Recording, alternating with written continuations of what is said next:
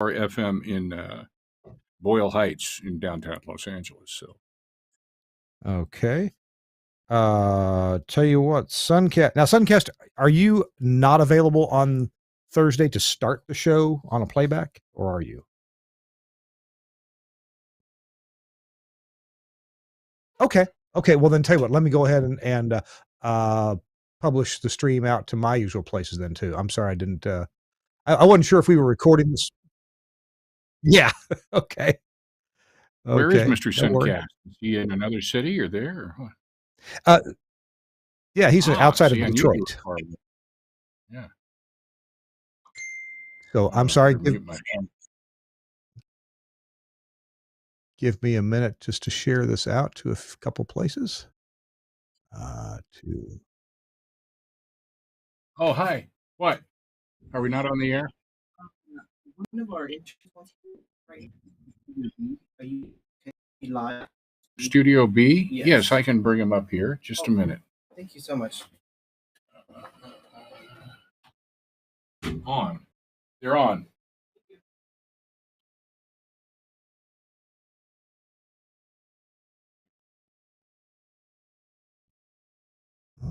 Okay. And give me 1 second. All right, good. That's done. All right. California. Is Frank ready to start or not? I don't see. Sorry, Jason Martinez. And I have a bit of an interesting. Here.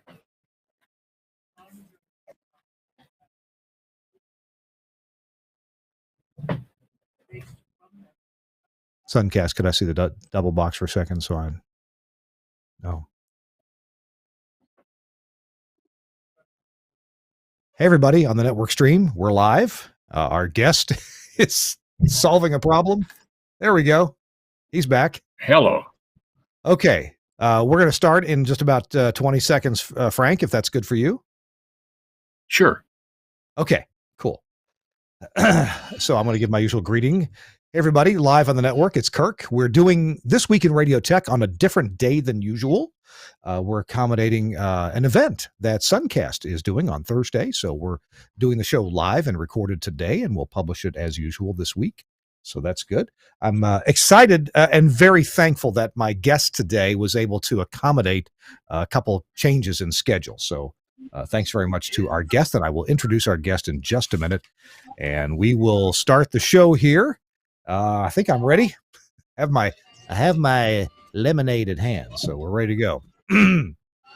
We're on the Facebooks, we're on the YouTubes, and we're ready to go. Here we go, starting the show. This is episode 653 of This Week in Radio Tech, and we'll start it in 3, 2. Hey, welcome into This Week in Radio Tech, the show where we talk about everything broadcasting, from the microphone to the light bulb at the top of the tower. And it's a really interesting episode today. I'm Kirk Harnack. I'm your host. Chris Tarr wasn't able to be with us today. He usually is with us, but today we're recording on a different day than usual. And so Chris was out in the field and not able to join us. So I'm in the Telos Alliance studio, as if you couldn't tell, here in Nashville, Tennessee. Very thankful to the Telos Alliance for giving me a couple hours off on this Tuesday to do This Week in Radio Tech. And of course, I work for them. So if I say nice things about Telos Alliance, well, that's not the only reason why, but that's certainly part of it. All right. We're glad to have you along. This is the show where we do talk about engineering things mostly in radio, but we've got some television to talk about today and a very interesting intersection of television engineering and radio engineering. And I'm delighted to introduce our guest, a fellow that I've known for some years on Facebook, but finally got to meet in person a couple of weeks ago. And that is Frank Martin. He's an LA broadcast engineer. Hello. Frank, welcome in. Hi, how you doing? Okay. We're here at you, KQB. Yeah, I'm here at a little low power FM in downtown Los Angeles. I'd say the caller stand for Queen of Boyle Heights, and the Queen would be Carmelita Ramirez Sanchez that runs this place. But anyway, we're in the main air studio for this at KQBH LP 101.5 in downtown LA. Good deal. Good deal. Frank, give us the elevator pitch on your career. We'll go into more detail, but what is Frank Martin have to do with broadcast engineering? Well, right now I'm taking care of 2 AMs and their FM translators in Palm Springs, these 2 LPFMs. And in the past decade, I built the MeTV with Press Communications, RF Channel 3, and I could go on to 1970 back from there. So, Well, suffice to say, you've got experience in radio and television. You did work just literally up the road from Nashville, Tennessee, in Bowling Green, Kentucky, for a while, didn't you? WNKY, NBC 40, little gig. They needed a chief engineer to. I had the Athens Olympics in 2004. We got on the air in Bowling Green as NBC affiliate. They're NBC and CBS now, I think. Rick Mitchell's up there doing that now. If Rick ever sees this, hi Rick. And that was 2002, 3, and 4. And I got a call in 2005 to come back here and create a Franken FM for Los Angeles. Well, Franken FM is actually one of our topics we're going to be talking about. In fact, coming up on the show, Frank Martin and I are going to be talking about the LPFM window. Frank's got some interesting ideas about ATSC 3.0 and how that impacts radio and how it's impacted or not impacted much in television. Franken FMs, as Frank mentioned, maybe a return of CQAM. There's some interest in AM stereo via CQAM. Hey, I put a couple of CQAMs on back in the day. Also, Frank has some interesting thoughts about something with our careers as engineers having to do with market size and the level of happiness. And I think this is a really important point to talk about. So I'm looking forward to that. So all that's coming up. Hey, our show is brought to you in part by Nautel. And as usual, Nautel is doing some Transmission Talk Tuesday roundtable discussions. Now, to find out about those, you go to a website. You go to nautel.com/webinars. And even though these roundtable discussions are not specifically webinars, they are, in fact, discussions. And there's a guest or two. Jeff Welton hosts them, but you get to participate if you want to. You can submit a question beforehand. You can raise your hand during the roundtable discussion and ask a question live. You can even tell your side of the story if you've got some information to add to this. Just today, July 18th, the day that we're recording this TWiRT show, they talked about combiners and filters. That show will be available soon on the Nautel website. But coming up August 1st, here's what you want to register for. The topic is what's up with EAS? What's up with the Emergency Alert System? And we're asking that question because there's got to be some changes afoot. EAS has long been, I personally think, you know my opinion, maybe you do, mired in rather old-fashioned distribution and technology. And of course, we want it to be reliable. And some people argue, well, hey, what we're doing is reliable. I would argue, no, it's not. Look at all the times that it doesn't work. We're much more able to get the top of the hour national news on the air than we are an EAS message. So anyway, we're going to talk about that, or they're going to talk about that. Jeff Welton and his guests will talk about what's up with EAS, what changes may be afoot, and with more broadcasters having central locations, either regionally or nationally, and some of them do a really good job of handling EAS alerts, even for their individual markets. And we want to see if the FCC rules maybe could change to accommodate that kind of operation. All right, so check it out, nautel.com/webinars. Thanks, Nautel. All right, Frank Martin is my guest. And Frank, I may accidentally call you Francis Martin. That's your Facebook name. You go by That's Frank. That's my driver's license name. If you're a bill collector, the IRS, that's what you're going to call me, yeah. Let's about LPFMs. You're at one right now, and KQBH. Yeah. Talk to me about the LPFM window. That's something that I don't know much about. I just haven't been much into LPFMs. If you want to file and apply for an LPFM, we'd have to Google and look up the dates, but there's a window coming up very shortly, and you need to do it. LPFMs, of course, are restricted to 100 watts, and the reach is maybe a 10-mile circle if you're lucky. It's an exciting thing for a lot of people who want a radio station. They're non-commercial. They have to be non-commercial.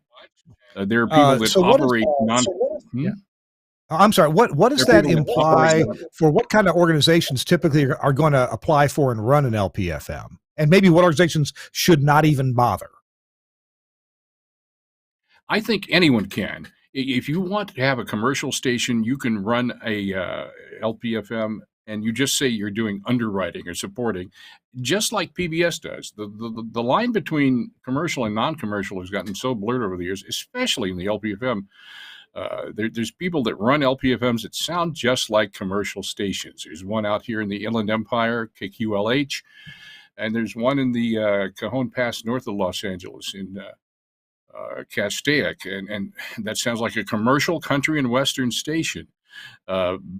But there's little things you can't mention prices for things. You have underwriting instead of sponsorship, but still they operate like commercial stations. This one we're sitting at here right now, we're in the control room. That's a Wheatstone Lightning board, and it's this one operates as a regular non-commercial type of operation, KQBH here in Boyle Heights, Los Angeles. It is at the Boyle Heights Arts Conservatory, which is an arts and performance venue that's been around since the late 30s, here at Cesar Chavez and Soto, which is a little like Mexico City, but a lot like Los Angeles. So Gotcha. if you want a little radio station, an LPFM might be for you.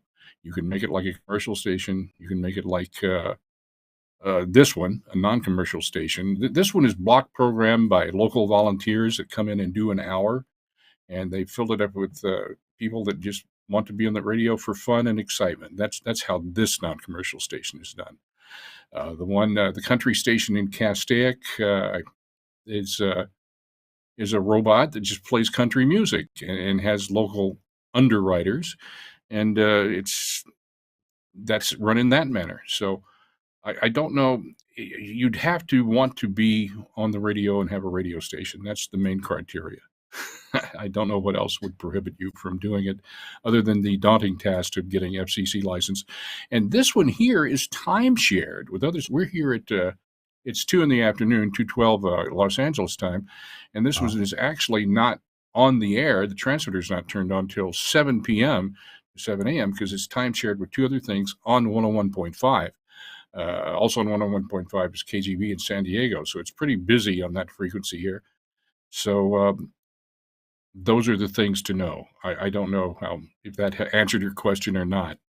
Isn't that interesting? Okay, that I used to hear of time sharing way back in the day, in the early days of radio. AM stations would time share, but these are LPFMs that are time sharing. That's really interesting. I think in downtown Los Angeles, anybody who's new to broadcasting or new to the difference between commercial and underwriting, generally speaking, as you said, if you're running underwriting announcements, you don't mention prices, and you typically you don't have a call to action. So come on down today. You don't say that, but you can certainly say for a wide selection of used vehicles and new ones as well, come see Smith and Jones Auto Sales. They'd be delighted to see you, and they do carry a wide variety of late model used cars.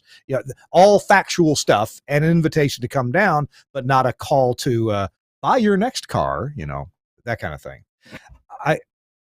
Frank, I do want to mention, I got to spend some time with a rather famous radio programmer in Los Angeles a few years ago, Andrew Jeffries. And I guess he's still with iHeart. I don't know for sure, but I got to spend some time with Andrew Jeffries, and he owns some radio stations in New Zealand. And they're commercial stations, but he runs them all very simply. And all the commercials kind of just sound like underwriting announcements. And there's very few updates, hey, this hour of music brought to you by Bud's Coffee Shop down in the valley. Come see Bud's for the best cup of Java and blah, blah, blah. And so radio can work that way. It's a different and interesting model, but it can work that way. Not that LPFM is the same thing, but it's not an unusual model. You don't have to have 18 or 21 commercial minutes every hour, all screaming at you to come, get your furniture or your car, do you? No. So And if someone wanted to see, let's assume a newbie is Googled and found this episode of this show with the search term LPFM. What does a layperson do to find out? Can I even get a channel where I live? Do you see a consultant? How does that work? well, that's one way. One of the great consultants that help with this is Pete Tritish in Philadelphia. And that name is a play on words. Petri Dish. His name is Petri Dish. Pete Tritish, Tridie, and he's Alan Korn up in Berkeley. Those are some great people to have on your side and resources for LPFM. And there's some technical Yeah. Progressive Concepts is a place that sells equipment for LPFM. It seems like is there an organization called Prometheus that's still doing things That's with right. LPFM? Pete Tritish. Prometheus is Pete. Oh, okay. Boy, I had some people from that organization on this show years ago. Let me see if I can find a link to that show or to their website, their organizational website, and so if people are interested in that. Can we move on to a different topic? Yes. Okay. ATSC 3.0 television.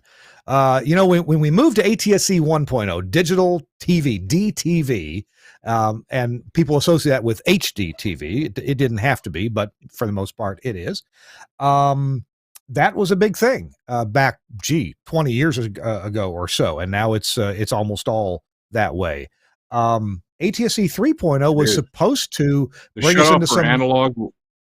Yeah, shut off your analog. What was ATSC supposed to do, and in your opinion, what isn't it doing?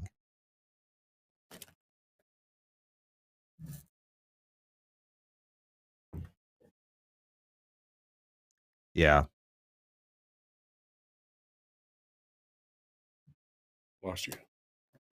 Frank, go ahead. Your Wi-Fi keeps stopping the show. Are you there?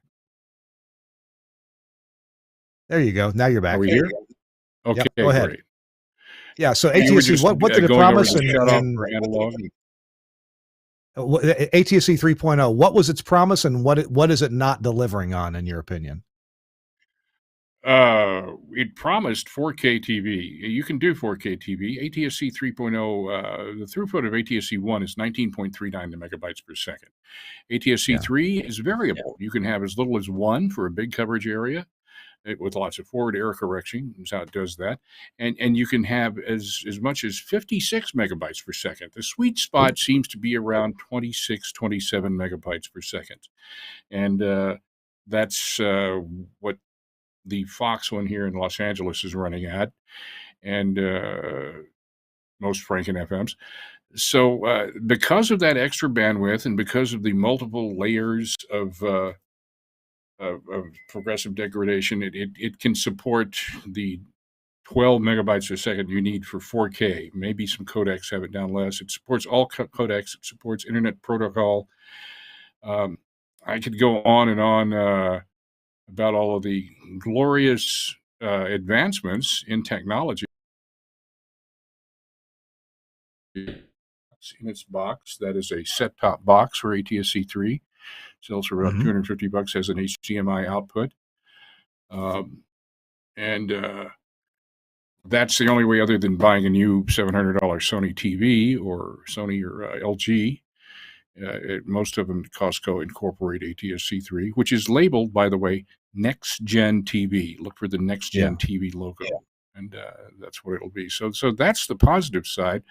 But what has surfaced in the past? Well, since the beginning of the year, at the beginning of the year, there was a subscription-based encrypted ATSC 3 network in Boise, Idaho, called Evoca, EVOCA, and they completely went bankrupt and failed. In my opinion, over the decades, it seems that every single subscription-based attempt, whether it was adult content or on TV or movies or whatever, has failed. Evoca, they were, of course, out in Boise, close to the Church of Jesus Christ of Latter-day Saints, so they had Brigham Young University TV was their main unencrypted channel.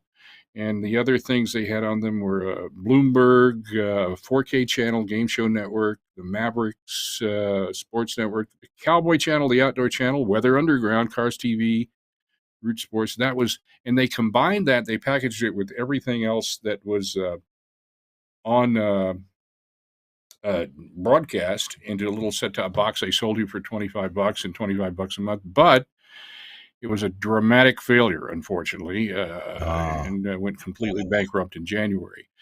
But that was a test bed for encryption.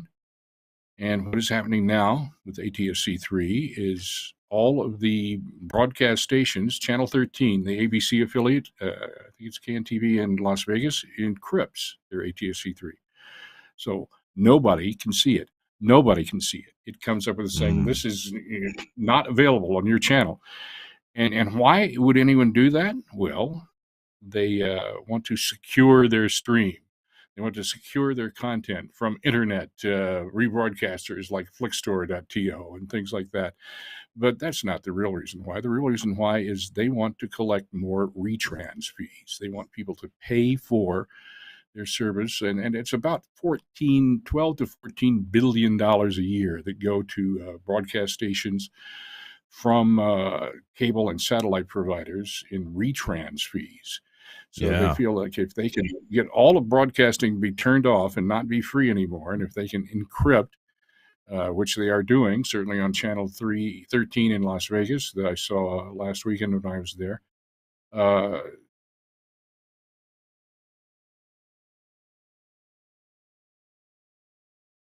it's a very dark thing. I think it could signal ATSC3 being the end of broadcast TV as we know it, free over-the-air TV. So wow.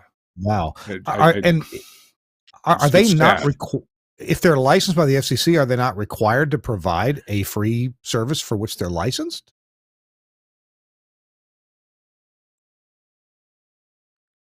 Yeah, you'd think so, huh? Someone needs to ask. I mean, I get the retrans fee. Hey, let me tell you, some of my radio stations are in Greenville, Mississippi, little small town, not heavily populated, and yet a couple different companies have paid a lot of money for the two network affiliates in Greenville, Greenwood, Mississippi. And when we found out, why would you buy these stations when you have very little commercial revenue and not a big audience, the answer was retrans fees. We right out of the gate, it was something like $600,000 a month in retrans fees from the various cable companies. And so the company that bought these commercial TV stations in Mississippi bought it for the retrans income. Isn't that interesting? And there you are. BYU's attempt, EVACA in Boise, Idaho, they did keep the BYU channel, the Brigham Young University channel, free and encrypted everything else. I rather imagine that when this comes before the commission, they will say you have to have one channel free, and that's what they'll do. I don't know. Yeah. But right now, Channel 13 is encrypted in Las Vegas. There's no receiver that can get it unless they configure something and ship it to your cable headend. Wow. ATSC3. Wow. Hey, we're talking to Francis Martin. He is a Los Angeles-based broadcast engineer, does some consulting too, and we're talking to him on This Week in Radio Tech. We're going to have some topics coming up, including Franken FMs. You've heard of those before. We're going to hear more about that coming up. Also, return maybe of CQAM. I kind of like CQAM. And market size versus happiness as in our careers as broadcast engineers. That's coming up, and I'm sure a couple more topics as well. Our show This Week in Radio Tech is brought to you in part by Angry Audio at angryaudio.com. Let me show you this. This is cool, and I got to tell you about this this audio console from Angry Audio. It's the new Rave console. Now, it's purely analog. Rave is the new radio mixing console from Angry Audio, up to 8 stereo line inputs, up to 4 mic inputs, 2 output mix buses, 2 mix minus outputs with talkback, flexible monitoring for board operator, monitor feed to studio guests with talkback, and automatic monitor muting, of course, when the mics are open, because it's a broadcast console. Crystal clear metering and tallies are shown, and the control surface is machined and anodized aluminum. It's gorgeous. The markings are all laser etched so as to never wear out. Really easy installation. Now remember, this is not a digital console. It is purely analog. If an analog console is what you need, you don't need it networked to the rest of your system, this may be for you. It has a built-in power supply, no wall wart, mic and line remote logic, warning and user tally outputs for lighting your on-air signs and annunciators. It has preview on every channel, very silky smooth faders, avionic style switches with LED illumination, sleek low profile desktop design, and click the update link at the bottom of the page. Oh, I'm sorry. I'm reading the wrong thing. That's the Rave console. I'll get that right next time.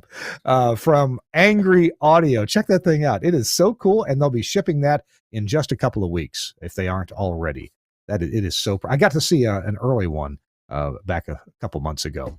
Thanks a lot, Angry Audio, for sponsoring This Week in Radio Tech.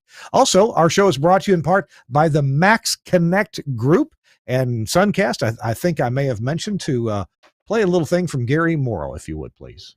I'm Gary Morrill, Midwest Regional Director of Engineering for Alpha Media. When I first spoke with Josh Bone about Max Connect, he told me they'd work great for remote transmitter sites where connectivity was a challenge. And he's absolutely right. We even have sites where we're using this as a backup to our STL using Max Connect's dual carrier option, and it works perfectly. We also have times where we need to be able to get out to a venue where it's kind of challenging because everybody and his brother is trying to stream video at the same time, like at a big sporting event. And you know what? Our data gets through every time because it's prioritized packet data. It works for us. It'll work for you. Max Connect. Check it out. This is an awesome, awesome service. Thanks, Josh Bone at Max Connect, for figuring this out. And you should know that Max Connect Group is doing some new things here in 2023. Josh has expanded the company. They can help you engineers with projects maybe you don't have time to do. Maybe you got too much going on. Maybe you want to make sure it's done right, and you just don't have time to do it right. They have tower services coming along, automation, installation, and setup, transmitter side upgrades. They'll install transmitters, carry away the old one for you, studio construction, both analog and AOIP, NRSC measurements, you still may need to do those. Due diligence inspections. Are you buying a station, selling a station, that kind of thing? And you know what? A lot of us need grounding updates. We need to get a better ground system in, or inspect our ground system, just make things. And some of that stuff is hard to do. Well, Max Connect will do those things for you. Check them out at maxconnect.com. The link is in the show notes. Thanks a lot, Josh Bone, for your service and for sponsoring This Week in Radio Tech. I'm Kirk Harnack in the Telos Alliance studio here in Nashville, Tennessee, and my guest is Frank Martin. Frank is an engineer in the Los Angeles area, and I got to spend some time with Frank a couple weeks ago here in Nashville at the Schermerhorn Symphony Center. And then later on, we got to sit down at a bar and have a drink and get to talk about engineering. So, Frank, I really appreciate the opportunity to get to meet you in person. Franken FMs. This has always been a little bit interesting, I think, Franken FMs. For those who don't know, Frank, what's a Franken FM? That name was coined by the newsletter operator here, the Bob Gonset CGC communicator. And oh, yeah. It's a divisive thing that they're pirates, they shouldn't exist, or maybe you're an alternative hippie here and think that they should all exist. And the alternative hippie that started it was Jeremy Lansman, the Franken FMs back in Alaska in the 70s. And Mike Cousins was the champion of them. That I sent you a piece that Mike Cousins wrote about the history of Franken FMs and Jeremy Lansman in Alaska. Jeremy had a station later before that, KFAT 94.5 in Gilroy, the garlic capital of California. And he's very innovative. Jeremy's in South Africa right now, being a successful expatriate. And so he started this ball rolling, and right now, thanks to, Venture Technology Group, Larry Rogo here in Los Angeles, who brought me back to Los Angeles to do the LA Franken FM from Bowling Green, and about a dozen other people. There's 13 Franken FMs on the air right now. They exist as temporary things. You have to 6 months at a time. You have a waiver, and every 6 months you have to get your waiver, your special temporary authority renewed until such time as the notice of proposed rulemaking on what they're going to do, or they're going to make them legal, or what, will be decided by the commission in the year or two ahead. NPR is profoundly opposed to them because they can't have anything but NPR below 92 on the FM dial, and in spite of the one of the other origins was our friends at the Pacifica Foundation, and they're for them. So there's NPR, there's the commies, and there's the NPR people, and all fighting over what it should be. Here's some logos of some. Here's the graphics. I'll hold my phone to the screen. This is a big one in Chicago. Okay. Abrams Me TV FM with Weigel Broadcasting. That's a great little dance one in Las Vegas that I really enjoy when I'm there. Holly Adams, who I worked with at Mars FM in 92, is the voice of Acid FM, KGHT. Let's see, there's another one in the one I put on the air here is Radio Guadalupe, which is Jewelry TV on the main one, and Radio Guadalupe, which is a Hispanic church. And there's the other two ATSC3s here in Los Angeles, which are on RF channel 13 right now. But, and in your part of the world, over in Memphis, can you see that? Yeah. No? Bumping there. Bumping 87.7. Yeah, bumping. There it is. That's in Memphis, Tennessee. So there's one in Tennessee. How about that? And so there's 13 of them. Just to make sure I've got this right. A Franken FM is the audio channel of the analog TV channel 6, where that ought to be. Historically. Actually 87.75 megahertz, right? That's correct. Yes. Okay. Uh-huh. And but after all analog television was shut off in 2009, and after that they got a special waiver and dispensation if they switched to ATSC3 and had the ATSC3 signal, and ATSC3 signal is flexible enough that you could carve out half a megahertz, 500 kilohertz for your analog FM. So if you're a Franken FM today, you're running ATSC3 with some video service, like it's Dia TV in Hindi language in Los Angeles. It's the video side of the church, the Radio Guadalupe here in Las Vegas. It's Dia TV, and I don't know what it is in Nashville. There is a video component to these stations, but the reason they really exist is for the audio station, the analog FM that's in that 87.7. Wow. Are you confused yet?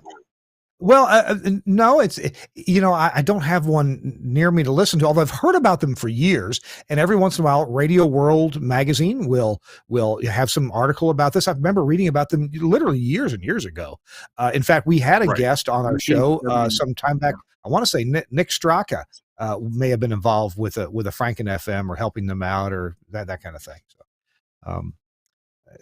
what do you think is going to happen to that area? I think they'll be legitimized. I think that unless the FCC is totally corrupt, and there's some debate on that or not, I think that there'll be some legitimacy given. I hope that they'll be legitimized and grandfathered in and continue to exist.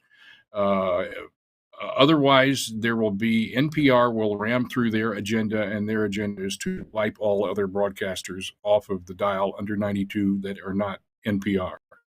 I don't think it depends on who is holding the political power at the commission, and hopefully they'll be grandfathered in and legitimized after this notice of proposed rulemaking completes. That's just my hope. I don't know what will happen. They probably aren't long for this world. We'll find out.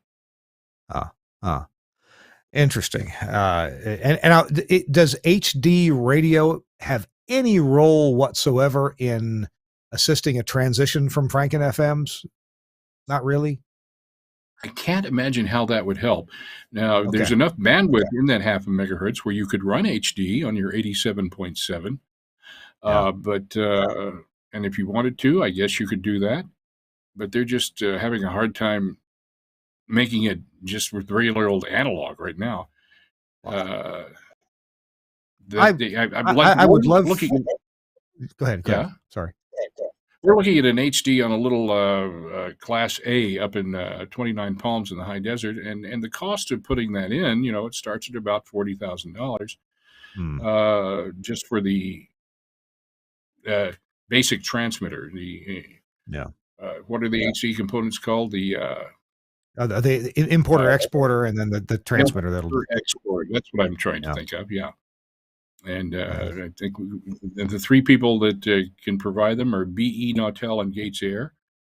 And so that's going to be iVox that I work for on Palm Springs is looking at that. And they will probably do that there. I don't know that it's on the radar for any of the Franken FMs here. Certainly not the Mexican Church here in Los Angeles. I don't think they're thinking about it in Las Vegas at KGHGLD. I think they're just doing 6 months to 6 months to 6 months with each of their STA renewals, trying to stay on the air, and that doesn't justify $50,000 in outlay for HD. Does the big proliferation of streaming radio on the internet does that reduce maybe the pressure or the need for Franken FMs or lots of FMs? I mean, I watch. Look, I'm part owner of 14 small radio stations, and only a couple of them are what you might call a niche format that's hard to find elsewhere. One of my stations is specifically a black gospel, very Mississippi, black church gospel station, and it's the number one station in its county. Its stream is reasonably popular because it's hard to find that music anywhere else. But we also have 3 country stations. I mean, you can find that music lots of places. And our other stations are similarly, I wouldn't say pedestrian, but yeah, you can find that stuff elsewhere. But streaming, as hopefully internet just becomes a cheaper commodity that more and more people have access to. Do we need Franken FMs? Of course, at least the question: Do we need any FMs way in the future? How does that look? But what do you think about how streaming affects the need for these? Well, that's the future. Do we need radio? Why do we need terrestrial radio? And the first default is AM that you discussed a few shows ago, and do you know what are young people doing and listening to? What's your average 14-year-old listening to? Are they even aware that radio, AM or FM, exists unless they were brought up in it for some way? What young people do you know and will know the magic of a crystal set and a diode on a roll of wire on a toilet paper? And I think these are technologies that need to be understood, but will they survive in the future? Will the radio in Europe already, in Norway, and at the BBC, they're just turning it off. So that speaks to the question of radio broadcasting in the internet age. And my own 12-year-old son, and he's getting into that age where he could count as a consumer. My 12-year-old son, if it's not on this thing, it doesn't exist. Right. And his dad's in radio. His dad, I've taken him to lots of radio stations, and if it ain't here, it's not. And that's why I don't know if it'll be by 2050 when I'm 100 years old or what. It may just all fade away. It may stay. We'll find out. It's definitely, as you see, your kid. What's he gonna? Is he going to be interested in AM radio? Will he be fascinated by the fact that you can demodulate WSM on a crystal set? I don't know. Yeah. Interestingly, and this may be somewhat telling, a few of my radio stations are in American Samoa. Well, American Samoa for years has had very slow, very expensive internet.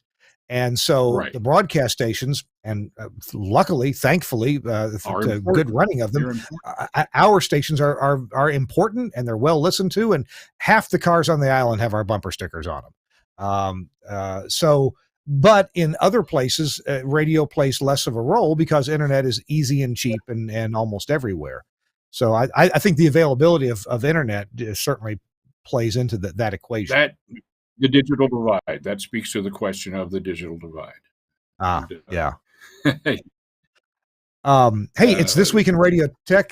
Frank Martin is my guest. I'm sorry, Frank, I didn't mean to cut you off. I'm just going to let people know again, if you're just tuning in, I'm Kirk Harnack in the Telos Alliance studio in Nashville, Tennessee. We're talking to Frank Martin. He is an engineer and consultant in Los Angeles. And I say it's really, Frank, it's time for me to take a quick break and tell people about a piece of equipment that everybody needs and you probably don't have. And that is from Broadcast Tools. Broadcast Tools is the maker of, well, as you know, lots of things you've probably used for years to switch your satellite receivers back when you really had to switch your satellite receiver channels. They only had one output for a while and then a couple outputs. Now they got four or so. But Broadcast Tools makes a variety of gear for your studios and your studio operations or master control centers that really helps you get things done and make sure that your stations are operating. And one of those things is the Audio Sentinel WebRJ. Now, it's a Broadcast Tools next generation web-enabled 2-channel stereo silence and phase monitor with an integrated, transparent 2x1 switcher. What does all that mean? Well, it's designed to monitor 2 analog audio sources, one primary and one backup. And when silence is detected on the primary input, it can automatically switch to the backup input via mechanical latching relays. And they're latching. That makes all the difference when the power goes out. It includes a browser-based HTML5 web interface, and it supports TLS email, like for Gmail and so forth. If you need to get an alert out of it, yes, it works with newer service or services that have requirements for security like Gmail. It also does SMS email notification as well as SNMP. And the Audio I/O features pluggable screw terminal blocks and standard RJ45 audio jacks wired in parallel for ease of wiring. Now, you know, I really like the fact that Don Wingate has designed this and so many other of his devices to use the best technology for the application. And so, yeah, you may think, well, wait a minute, it's got relays in it? Yeah. It's got latching relays in it, and that means that, but it also has a web interface. How many devices do you know of that use latching relays and a web interface? Well, they're both important for us as broadcasters. The Audio Sentinel Plus WebRJ can be configured and monitored locally, or can be configured and monitored remotely over any IP network. Users can operate this product using a desktop web browser or mobile device. You don't need any apps from the App Store. Email and SMS notifications can be configured to alert up to 8 recipients when silence or out-of-phase audio is detected. It is just a cool device. And SNMP traps can be set too. So it does have SNMP built into it. That's important to folks who are monitoring a lot of things. Chris Tarr loves this thing and has some similar Broadcast Tools monitors at his stations. So check it out. This is for the Audio Sentinel Plus WebRJ, web-based analog silence detector. This can really help you out and keep silence from being broadcast on your station. Now, where do you get these? Of course, from Broadcasters General Store, BGS. The website, bgs.cc. I tell you, these guys keep up with the times. They have all kinds. Well, there's that rave mixing console we just talked about on the screen, but they have all the Broadcast Tools gear. There's Axia Altus. I'm fixing to install one of those in Oxford, Mississippi in the next week or two. There's the Quasar console from Telos Alliance and Axia. Just all kinds of things from Broadcasters General Store. Now, I tell you what, BGS is good on the phones. They do good phones. So if you just want to call up, talk to somebody, get a quote, talk to a real person, not have to navigate a big IVR menu, you call them, they answer the phone. It's 352-622-7700. 352-622-7700. I love these folks at BGS. Sharp pencils and good prices, and they'll tell you all about how quick they can get something delivered. Thanks, BGS, for sponsoring This Week in Radio Tech. All right, Frank Martin is along with us, and we've been talking about Frank and FMs, but let's move on. Frank, Sequam, you are making this bold statement that we may be seeing a return of AM stereo. And what in the heck is on your mind about that? Well, maybe it has to do with me I've taken over the 920 AM, little 925 kilowatt out in Palm Springs, KKGX, but there was an old Motorola Sequam generator and monitor out there, and I thought, gee, wouldn't it be nice if I could turn that on and make it work? And I did turn it on. We were refurbishing an old Continental 315 Power Rock that we got from Kono in San Antonio. Banded that. They gave it to us, and we're putting that back on the air. And we have to retune it from 860 to 920. The output of the Motorola Sequam is on your frequency. It has the left minus right component, which is phase modulated on the carrier, and the audio that works with that comes out of it in two different feeds. And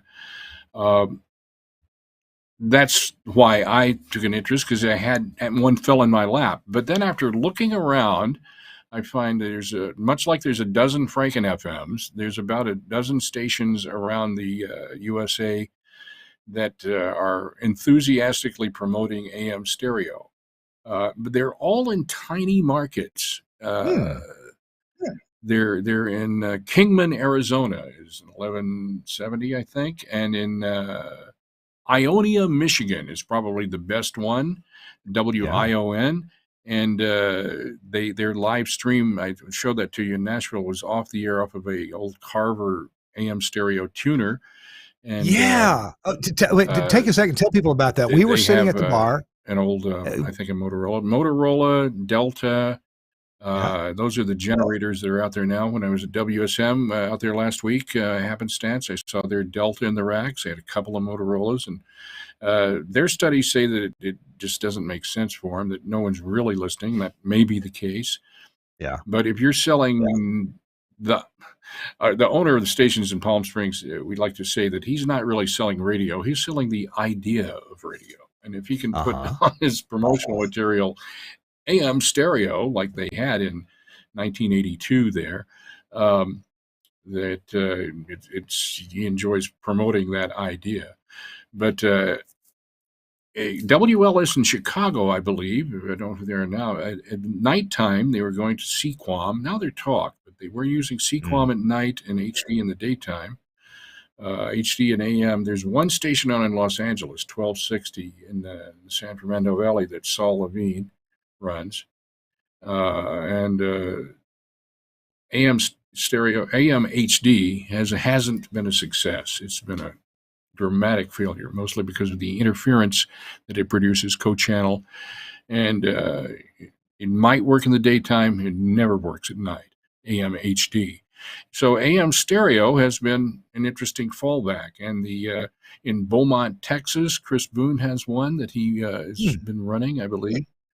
So there's like a dozen little stations around the country: Kingman, Arizona, Ionia, Michigan, Beaumont, Texas.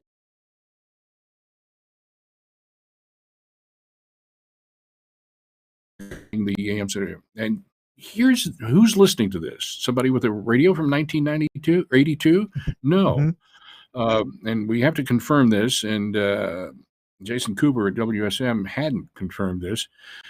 HD radios, and I had a HD radio in my Prius until I traded it in a few months ago.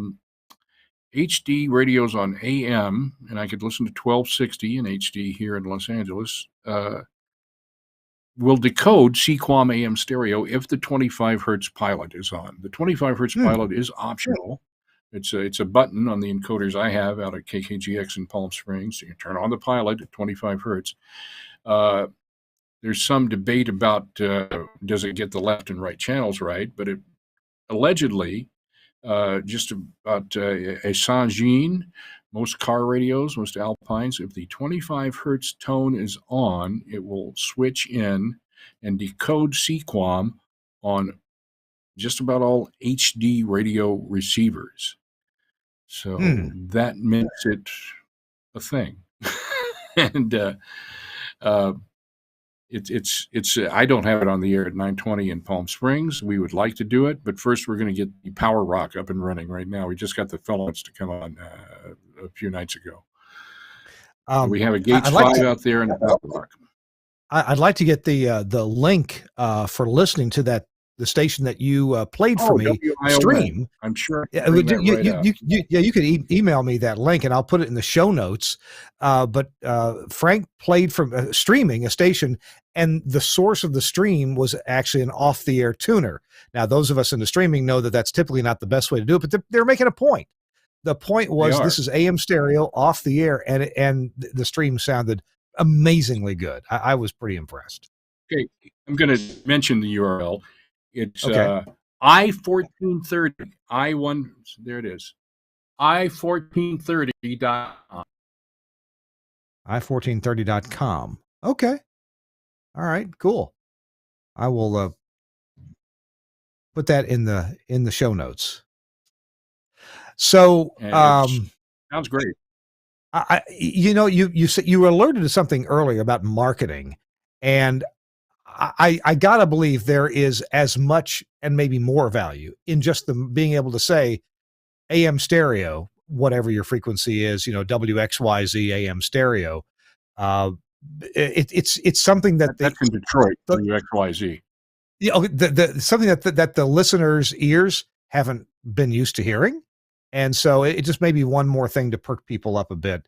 That anyway, I think it's useful marketing. Yeah, you better be transmitting it if you're going to say it, but that doesn't mean anybody has to be able to receive it in stereo for the marketing to have done its job. Right. Yeah. Whether or not it's WXYZ in Detroit or their sister station KXYZ 1320 in Houston. Ah, there you go. Yep. So I'm sorry, I had to go off on that tangent. All right, I've been looking forward to this last topic, and I think it's worth expanding on just a bit. And engineers, you made a career out of broadcast engineering, radio or TV. Listen up, because think about the theme song for WKRP in Cincinnati. Town to town, up and down the dial. Dr. Johnny Fever ends up in Cincinnati, not a small town at all. Top 20, top 25, top 30, certainly market. Big cities in Ohio, yeah. Yeah. So, so many of us with careers, whether it's on the air or, and whether it's radio or TV, and whether it's engineering or operations or whatever, we tend to desire to go to bigger and bigger stations. We tend to think there's bigger money. We tend to think there's maybe more benefits, more prestige. We tend to think that, hey, more people would recognize me if I was the engineer for WABC in New York or KABC in Los Angeles than, KBRO, wherever that may be. I'm sorry, I'm just making something up here, in West Undershirt, Arkansas. So we have this desire to get to bigger markets. That's always been a part of, anyway, of broadcasting for many, if not most people in broadcasting. And hey, I've worked at the small TV stations, Greenville, Mississippi, right? Market number 210 or 208 or something. And it was just a stepping stone. Every day, every night, the reporters, the anchors were making tapes to put together their resume tape to go to a bigger market. And the only reason they were there was to make a tape to get to a bigger market. And Frank, you've got some ideas about career happiness and market size. And I'd like you to expound on that for us a bit, because I think it's pretty smart what you've told me so far. This didn't dawn on me until 2012 to 2014 when I got to build the WJLP MeTV Channel 3 in New York City. Okay, we made it. We're in market number 1. I'm on 4 Times Square building, a television station, and it was a lot of fun. But I'll tell you, the SBE meetings there, they'd order Domino's Pizza in some conference room at United Stations Radio Networks on 42nd Street, and it was the SBE out here is so much better. I hate to be a champion for LA, but. And it was disappointing. I thought this is New York. This is market number one. We're all supposed to lead up to this, and I love New York. I'll probably go back there for NAB New York in October, and know a lot of great people there and had a lot of fun. But it's like the Peggy Lee song. Is that all there is to New York City, to market number one? And yeah, I crawled out of personally Galveston, Texas in the 1950s and 60s, and started at KTLW 920 KGBC, Keep Galveston Beaches Clean 1540. Then you go up the freeway to Houston, and then after Houston, I went to WFM Chicago, and then worked for River Circuit Research Labs, now part of Orban, and in the 80s in Phoenix, and then in 1980 KROQ Los Angeles, and then San Francisco, and then that little stint in Bowling Green. That was fun for a couple of years, and then got the call to do the Franken FM back here in Los Angeles. But after actually working in New York in 2014, I thought, this is what it was all about. I don't know. I think a lot of people are probably happier at KBRZ, the Breeze 1460 in Freeport, Texas, which was a fun time I had as a kid. And also happier doing whatever they were. One of the things that tied me together over the years was the Communist Pacifica Foundation in Houston. That was KPFT in Houston. Do you know the Pacifica stations, Kurt? Sure, I know of Pacifica. Sure, yeah. There's 5 of them. There's first one is 1948 KPFA in Berkeley, and then in 1960 KPFK here in Los Angeles, and then WPFW in Washington, D.C. In 1966, RKO gifted them WBAI in 99.5 in New York City. And finally, KPFT in Houston, Kill Poodles for Texas, the voice of cosmic surrealism and godless communism for the Texas Gulf Coast. And we did that. So I got tied into all of those people in the 70s. We went to their 50th anniversary reunion. And you can be happy wherever you are, just in that tangent. And I'm glad you're bringing this topic up, as I think it's terribly interesting. My own observation, and I never dreamed of like getting a job in New York City and being there. I love visiting New York City. I can't imagine living there. The engineering people that I've dealt with in New York City, for me, they've typically been, top of the heap kind of people. They're pretty good at their job.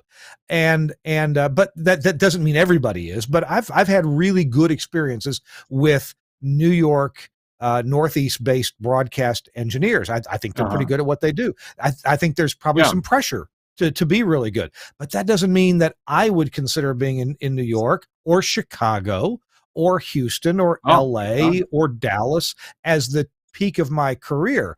I think there's plenty of great opportunities that are in smaller markets where you maybe have a more familial situation where people maybe, I don't know. I'm not saying they don't care about you in New York, but I'm saying that they certainly could care about you in markets like Bowling Green or Jackson, Mississippi, or Atlanta or Dothan, Georgia, or Charleston, South Carolina, which, by the way, that'd be a great place to live and work. A beautiful place. So, or who knows, Billings, Montana, for all I know. So, I appreciate your perspective that market number one doesn't necessarily mean happiness number one. Do you have some more thoughts on to expound on that topic?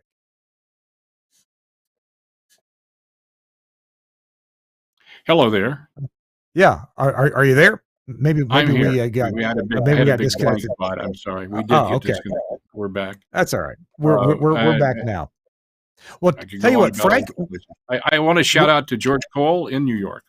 At Press Communications, New Jersey. At Press Communications. All right, good deal. Good deal. Hey, we're going to take our last break real quick. Frank, what we typically do at the end of the show is we do a tip of the week. And you've got a lot of experience both radio and television engineering. And I'd like you to leave our audience with something really remarkable, some wise, some wizened advice when we come back from this break. Talking to Frank Martin, he is in L.A. Right now. He's an L.A. broadcast engineer, and he's worked all over the country in different markets, both radio and television, and has had some good thoughts on these things. And we got a lot of show notes that are going to go in this show. So if you missed something in the show, go back and look at the show notes on YouTube or Facebook or my website, thisweekinradiotech.com, and you'll see some good things to click on. Hey, our show is brought to you in part by our friends at Broadcast Bionics. They make a lot of cool stuff, and one of the coolest things is this camera system to broadcast your radio studio either on television or on the internet. You can stream it. Check it out. It's the Camera One system. Camera One from Broadcast Bionics. Designed to bring video to your audio content. Visualizing radio and podcasts for social media. Camera One can automatically create, capture and brand professionally switched video for live streaming or upload, making your production shareable. Control and configure using a web browser on any device. Camera One is available as a 4-camera or 8-camera system using the Blackmagic A10 Mini range, including the A10 Mini Extreme. You can use cameras to suit your studio and your budget. You'll need one camera for a studio wide shot and usually one camera per microphone. A standard multi-channel sound card or IP driver monitors audio from each studio microphone, and we work natively with Axia systems. Ideally, this will be a post-fader feed from each mic, although you can use pre-fade audio or a mic split if that's all you have available. These audio levels are used to intelligently switch the video feed when each contributor is talking. You can also group microphones together into one shot and use the audio from a mixer's aux bus. You can use Camera One's auto switch feature, or disable it and switch using the on-screen buttons or the buttons on the A10. Recordings can automatically start when you tell the system you're on the air. This on-air indication can be linked to your studio's red lights via IP or an Avantec Adam GPIO interface. You can quickly browse all the videos that have been automatically created during your broadcast, download them and post. Camera One is a user-installable system. You'll need a good spec Windows 10 PC, i7 with plenty of storage and 16 gig of RAM. It's better if this machine isn't used for anything else. Remember, you can control the software in a web browser on another device on your network. Camera One, a thrifty way of creating scroll-stopping video from your show or podcast from Broadcast Bionics. Such cool stuff from Broadcast Bionics. So check it out. Broadcast Bionics at bionics.co.uk. There's a link in the show notes. And remember the virtual rack we talked about with Dan McQuillan back last week? That's a cool product too. You'll find information about virtual rack at bionics.co.uk. Thanks a lot, Broadcast Bionics, for sponsoring This Week in Radio Tech. So much future of broadcasting is right there. All right, we're going to have a tip of the week from Frank Martin in just a minute. I want to give my own tip of the week, and I often don't because we don't have time, but I've got a minute right now. And my tip of the week is something that you've heard of. Some people mispronounce it. It's okay. And that is the SBE Ennis Workshops. The Ennis Workshops were created back in 1991 through the Ennis Educational Foundation Trust in an effort to bring affordable education to SBE members locally, wherever you live. And we just got done doing one in June in El Paso, had good attendance. We got 3 more that are coming up, and I believe I get to speak at all 3 of these. August 21st, so just about a month from right now, here in Nashville. We're going to have an Ennis workshop here. Find out about that at sbe.org. We'll put a link to this in the show notes. Also, September 16th, really cool place if you're on the East Coast or the Southeast U.S., Jekyll Island, Georgia. Now, not many of us broadcast engineers are golfers, but if you are, oh my goodness, Jekyll Island is just gorgeous. And that would be a wonderful one to meet you at. Also, October 23rd in Kansas City. They're looking at trying to put one together for New York City around the time of the AES and NAB shows in New York City. Not sure if that's going to happen or not, but anyway, Nashville, Jekyll Island, Georgia, and Kansas City. So we'd look forward to seeing you at one of those. The thing about Ennis Workshops is that the educational programs are pretty focused. They're really the best of the best. And I'm not saying I'm the best, but there's a good people who are presenting the latest technical ideas and things that we as broadcasters need to know. So I would encourage you to get yourself to an Ennis workshop. SBE.org is the website. That's my tip of the week. I really believe these are worthwhile. All right. Frank Martin's been our guest. Frank, you got a tip of the week, some wisdom to leave. Okay, I'll just be philosophical. And by the way, with SBE, if you are offering your service as a consultant, you want to be on their webpage in their list of consultants. That's my tip.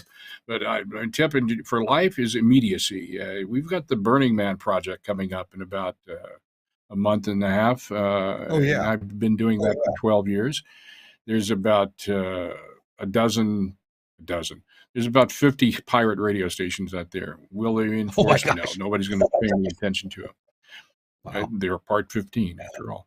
And anyway, there's 10 principles to Burning Man, which is gifting. It's devoted to acts of gift giving, decommodification, radical self-expression, communal efforts, civic responsibility, leaving no trace, participation in the event. But the tip I want is immediacy. Everyone should have, just do it now, get it done. Immediacy is important in life. Don't put it off. Procrastination is bad. That's my tip of the week. That's cool. I had no idea about these 10 principles.